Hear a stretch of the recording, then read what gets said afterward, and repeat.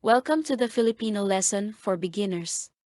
We shall continue to deal with more vocabulary and sentence construction before moving on to building conversations.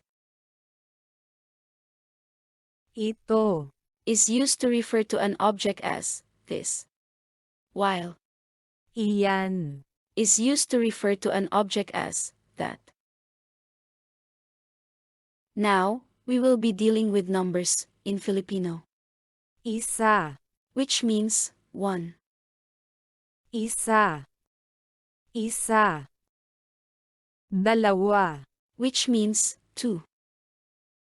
dalawa, dalawa, tatlo, Which means three. tatlo, tatlo, apat, Which means four. apat, apat, lima, Which means five. lima, lima, anim, Which means six. anim, anim, pito, Which means seven. pito, pito, walo, Which means eight. walo, walo, siyam, Which means nine. siyam, siyam, sampu, Which means 10. sampu, sampu, We shall slowly move on to sentence construction, aklat, which means book, isang aklat, which means a book or one book, ito ay isang aklat, which means this is a book. We shall slowly move on to the conversations. This is a conversation between you and your friend. Both of you are practicing Filipino expressions. You asked, ano po ito? "What is this?" Your friend responded, Ito ay isang aklat, "This is a book."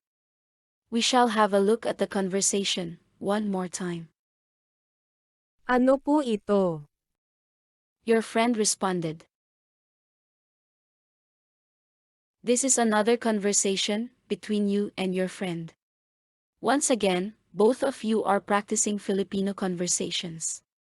Your friend asked, Ano iyan? "What is that?" You replied, Iyan ay isang aklat, "That is a book." We shall have a look at the conversation one more time. ano iyan? Iyan ay isang aklat, This is another conversation between you and your classmate. Your classmate saw you were reading a book and asked out of curiosity, anong aklat ito? "What book is this?" You are learning Filipino language from that book. Hence, you replied, Ito ay isang aklat sa wikang Filipino. "This is a Filipino language book." We shall have a look at the conversation one more time. Anong aklat ito? Ito ay isang aklat sa wikang Filipino.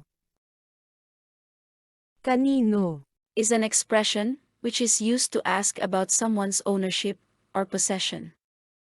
The ligature is added to express the same word as. Kaninong? This is a conversation between you and your teacher. Your teacher wanted to return a book and asked, Kaninong aklat ito? "Whose book is this?" You pointed to your friend and replied, Ito ay kanyang aklat. "This is his book."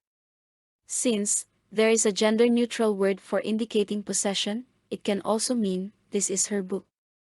This again depends on the context of the situation in which the conversation takes place.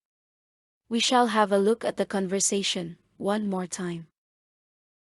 Kaninong aklat ito? Ito ay kanyang aklat.